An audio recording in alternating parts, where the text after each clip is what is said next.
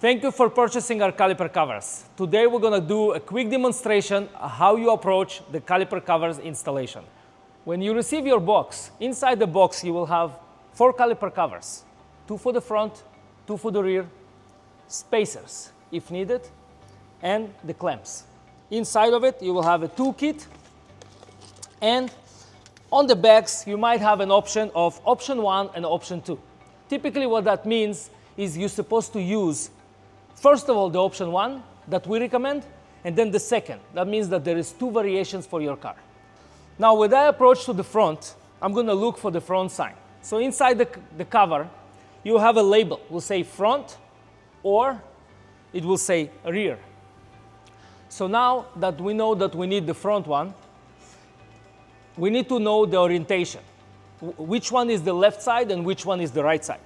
In our case, the bleeding valve will indicate that.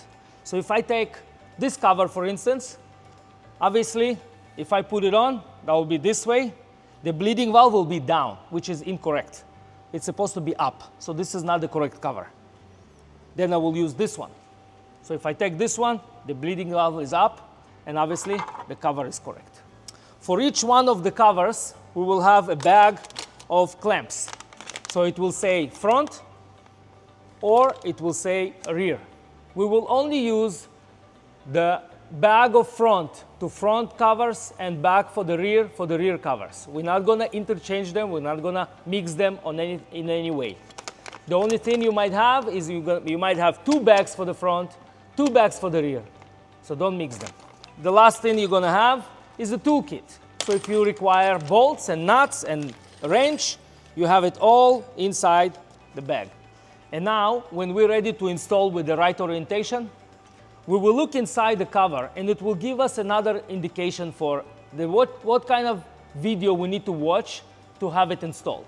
So in this case, it will say AL, aluminum clamp, and if you watch the video down below, there will be a list. In that list, you will have all the clamping types and detailed video for each one of these types of clamps.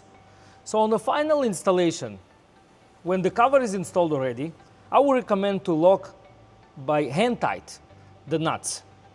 Once you feel the pressure, that's good enough. You don't need more than that. And now, when the covers are installed, let's install the wheel.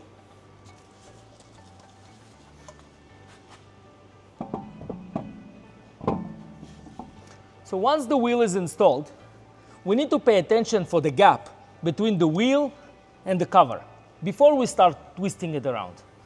This spacing will indicate if we're going to scratch it while it drives or not. So that's why we need to use the spacers.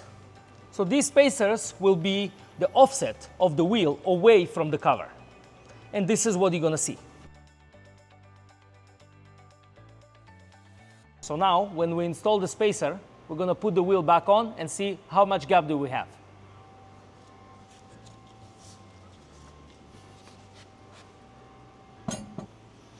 So now you can see that in between the cover and the wheel, we have much more gap. And of course, that's what we want. But if the gap is 1 or 2 millimeter, that's good enough for the car to drive. And here is a quick guide on how we install caliper covers. Enjoy and have fun.